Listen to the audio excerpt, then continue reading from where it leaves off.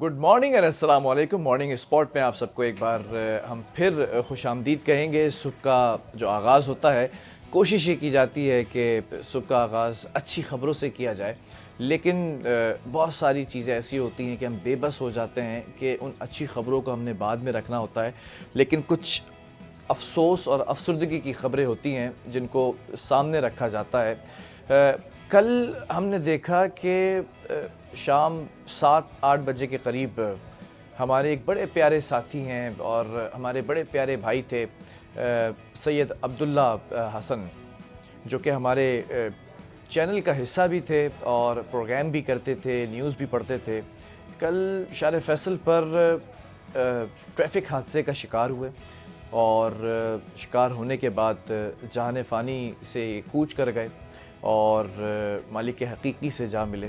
बड़ा अच्छा इनके साथ एक साथ था, बड़ा अच्छा एक राब्ता था, बड़े मिलनसार, बड़े हंसमुख और हर दिल अज़ीज़ शख्सियत थे। लेकिन बस कहा जाता है ना कि हर शख्स ने लौट कर जाना है, ये दुनिया फ़ानी है और हर शय जिसमें सांस है वो तमाम चीज़ें फ़ानी हैं। तो मालिक हकीकी से जा मिले। बस प्रोग्राम का आगाज़ उनकी याद में किया। अल्लाह रब्बुल इज़्ज़त उनके दर्जात बुलंद करे और उनको जन्नतुल फ़िरदौस में आला मकाम अता करे। लेकिन जो इस वक्त मामला है वो अहले खाना के लिए है। बड़े दर्दनाक मामलात होते हैं जब नागहानी मौत बरपा होती है, तो उनके घर वालों को, उनके अहल खाना को, उनकी अहलिया को, उनके लवाहिकीन को सब्र जमील और अजर अज़ीम अता करे कि ये बड़ी मुश्किल वक्त की घड़ी है। हमारा पूरा चैनल उनके साथ, उनकी फ़ैमिली के साथ खड़ा हुआ है और बस उनको सब्र के लिए, उनके लिए दुआ कर सकते हैं। बहरहाल आगे बढ़ेंगे और कुछ चीज़ों को हमने आज डिस्कस करना है। यहाँ पर पॉलिटिकल साइड्स को हमने डिस्कस करना है, क्योंकि कल हमने देखा पीटीआई का जलसा और उस जलसे के अंदर कितने लोग शरीक हुए, कितने जो है वो शरीक नहीं हो सके। रुकावटें लगाई हुई थी और रुकावटों की वजह से बहुत सारे लोग वापस लौट गए। वो जलसा कामयाब हुआ या नहीं हुआ, जलसा था या जलसी थी।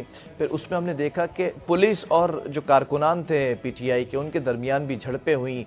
और फिर हम बहुत सारी चीज़ें डिस्कस करेंगे जो कि वज़ीर आला केपीके हैं अली अमीन गंडापुर साहब, उनकी कुछ नाज़ेबा गुफ्तगू ख़वातीन सहाफ़ियों के लिए, बड़े शर्मनाक अल्फाज जो कि मैं मज़म्मत करता हूँ। और साथ साथ उन्होंने ये कहा है कि मैं 15 दिन के अंदर खान साहब को ख़ुद रिहा कराऊँगा। आप कौन होते हैं मिलिट्री ट्रायल जो है वो करने वाले? ये तमाम चीज़ें जो है वो डिस्कस करेंगे। हमारे साथ इस वक्त सियासी तज्ज़ियाकार मौजूद हैं ऑन कॉल, अली इज़्ज़त शाफ़ साहब। अली, बहुत शुक्रिया ज्वाइन करने के लिए। अली, सबसे पहले ये जानना चाहूँगा कि कल के जलसे को आप कैसे देखते हैं? जी, बहुत शुक्रिया आपने बात करने का मौका दिया। देखिए, कल का जो जलसा था पाकिस्तान तहरीक-ए-इंसाफ का, वो नो डाउट के तमाम तर रुकावटों और तमाम तर जो जितनी भी एक उनके खिलाफ या उनको रोकने की कोशिश की गई, एक पावर शो तो था पाकिस्तान तहरीक-ए-इंसाफ का। वो लोगों को इकट्ठा करने में जो है वो कामयाब हुए हैं और लोग पंजाब से कम लोग आए हैं, लेकिन केपीके से हमने देखा है कि लोग ज़्यादा आए हैं। लेकिन लोग आए हैं हर तरह। ये पाकिस्तान तहरीक-ए-इंसाफ का फेडरल के अंदर एक पहला जो एक पावर शो था, उससे पहले केपीके में वो करते रहे हैं और एक कामयाब शो था नो डाउट के। लेकिन वहाँ पर जो बाकी जो मामलात हुए हैं वो फर्दर आप डिस्कस करते हैं, तो उसको मैं उसका जवाब दूंगा।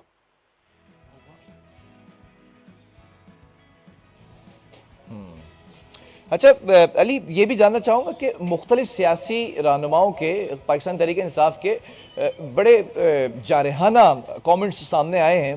कह रहे हैं कि 15 दिनों के अंदर रिहा करा लेंगे इमरान खान साहब को और मिलिट्री ट्रायल कोई नहीं कर सकता, नहीं होना चाहिए।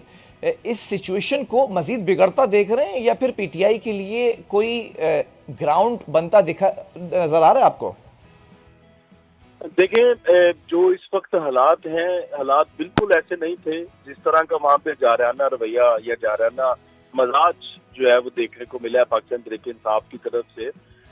यहाँ पर एक मफाहमत की बात होनी चाहिए थी और यहाँ पर एक सियासी मफाहमत की बात होनी चाहिए थी, यहाँ पर डायलॉग्स की बात होनी चाहिए थी, मिल बैठकर जो है वो मुल्क को आगे लेकर चलने की बात होनी चाहिए थी। चूँकि पब्लिक वो देखती है कि रवैया किसका जो है वो मुल्क के लिए सैनिटी प्रिवेल करने के लिए जो है वो मुस्बत है। तो ये ऐसा रवैया तो देखने को बिल्कुल नहीं मिला। तो जब ऐसा होगा तो दूसरी तरफ भी ताकत है या दूसरी तरफ रियासत है, और रियासत के को जब ताकत से जवाब दिया जाता है तो रियासत में तो शायद हमने नहीं देखा कि इससे पहले भी इस तरह के मामला में मफाहमत से जवाब दिया गया हो। तो वहां से फिर वो ताकत से ही जवाब दिया जाता है, और वो कहीं ना कहीं रद्द-ए-अमल देखने को मिला भी और आया भी। तो होना ये चाहिए था कलीम गंडापुर में ही जो है वो इस तरह की जो एक जानन रवैया उनका ही था। बाकी तो जो उनके रहनुमा थे उनकी तकरीर बस एक नॉर्मल थी। शो जो था वो हमने देखा कि वो गंडापुर साहब ने जो है वो उनके लिए था। तो उनको चाहिए था कि वो जो बात करते वो ये बताते, क्योंकि इमरान खान साहब ने उनको लीड रोल दिया हुआ है, उनको जलसा लीड करने का, बल्कि पार्टी को भी एक्टिवली जो है वो लीड करने का कह रखा है। तो उनको चाहिए था कि वो इमरान खान की नुमाइंदगी करते हुए एक स्टेटसमैन की तरह बात करते, और जो धमकियां उन्होंने दी या जो लहजा उन्होंने अख्तियार किया, इसका फायदा नहीं होगा, इसका नुकसान पाकिस्तान तहरीक इंसाफ को होगा। मैं ये समझता हूँ कि उन्होंने जिस तरह की बातें की हैं वो उनका अपनी ही पार्टी के ऊपर एक सुसाइड अटैक है कि वो पार्टी को चूंकि उसका नुकसान उठाना पड़ेगा आइंदा दिनों में, तो सख्तियां हैं वो मजीद इन पे बढ़ सकती हैं। और दूसरी बात जो अभी आपने की कि 14 दिनों में इमरान खान साहब को रिहा कराने का उन्होंने दावा किया है। देखें, ये अपने लोगों को, अपने वर्करों को इंगेज करने का एक के लिए एक स्टेटमेंट तो हो सकती है। अदरवाइज 14 दिनों में जो इमरान खान साहब का रिहा होना है वो, क्योंकि इससे पहले भी कई बयानात हम सुन चुके हैं, पाकिस्तान तहरीक इंसाफ के कई रहनुमा ये कह चुके हैं कि इमरान खान साहब 8 सितंबर के जलसे में शिरकत करेंगे। इससे पहले 28 अगस्त गई, इससे पहले 26 में रोजे की जो है वो तारीख दी गई थी। मतलब मुख्तलिफ हर महीने में 3-4 जो एक दिन दिए जाते हैं कि जब कहा जाता है अपने वर्करों को, तो इसका मकसद सिर्फ यही होता है कि एनर्जी बहाल रहे वर्करों की और उनको एंगेज रखा जाएगा अगले 14 दिन। एक सवाल यहाँ पर यह भी है कि गुफ्तगू इस कदर जारहाना है कि कोई माई का लाल मिलिट्री ट्रायल नहीं कर सकता, मैं खुद जाकर छुड़ाऊंगा और 15 दिनों के अंदर रिहाई होगी। मरियम नवाज़ को भी बाकायदे तौर पर टॉन्ट किया जा रहा है कि कॉल का इंतज़ार करो, मैं आ रहा हूँ।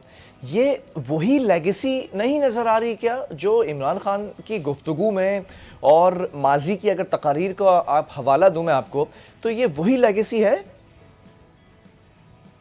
जी बिल्कुल। देखें, जहां तक इमरान खान साहब की ही, मैंने अभी बताया ना कि इमरान खान साहब ने उनको लीड रोल दिया हुआ है, तो उन्होंने इमरान खान के नुमाइंदे के तौर पर ही गुफ्तगू की है। तो अगर वो इमरान खान साहब के नुमाइंदे के तौर पर गुफ्तगू कर रहे हैं तो फिर वो वही गुफ्तगू करेंगे जो इमरान खान साहब करते हैं, और जो उनके लोग या उनके जो चाहने वाले हैं सुनना चाहते हैं, तो वही वो सुल्तान रही वाला जो रवैया है गंडापुर साहब का वही है। और मेरी जो इतलात है या मेरे पास जो एक है कि जो गुज़श्ता दिनों गंडापुर साहब की मुलाकात हुई थी डयाला में, एक तवील मुलाकात थी लास्ट इमरान खान साहब से, उस मुलाकात में इनकी तकरीर के मदरजात जो है वो वहां से फाइनल हुए हैं, और उन्होंने इमरान खान साहब की जो मंजूरी से ये सारी बातें की हैं, और उन्होंने इनको जो गंडापुर साहब को हिदायत दी थी कि आप इस तरह की जो है वो सारी बातें करें। और जो मिलिट्री कोर्ट वाली बात के, जब आप इस तरह से ललकारेंगे, अगर वाकई उनके पास सबूत है इमरान खान साहब के खिलाफ 9 मई के हवाले से और मिलिट्री ट्रायल के हवाले से, तो अगर वो वाकई करते हैं मिलिट्री ट्रायल, देखें, तो फिर क्या नुकसान किसका होगा? पीटीआई का होगा ना। वही मैं जो पहले बात कर रहा था। ये तो हो गया, ये तो हो गई पूरी क्रक्स ऑफ द स्टोरी जो हम डिस्कशन कर रहे हैं। लेकिन अब वो आता है ट्रिगर पॉइंट जिसके ऊपर मैं आना चाह रहा हूँ। गंडापुर साहब कह रहे हैं आईएसपीआर के लेफ्टिनेंट जनरल अहमद शरीफ साहब को कि उन्हीं के स्टेटमेंट के ऊपर कि आप कहते हैं कि हमारा सियासत से वास्ता नहीं है, हम सियासत में नहीं आते, फिर डायरेक्टली आप इंगेज हो रहे हैं, कन्फ्रंट करने की कोशिश कर रहे हैं कि आप सियासत के अलावा तो कुछ छोड़ा ही नहीं है आपने, सियासत तो छोड़ दें आप।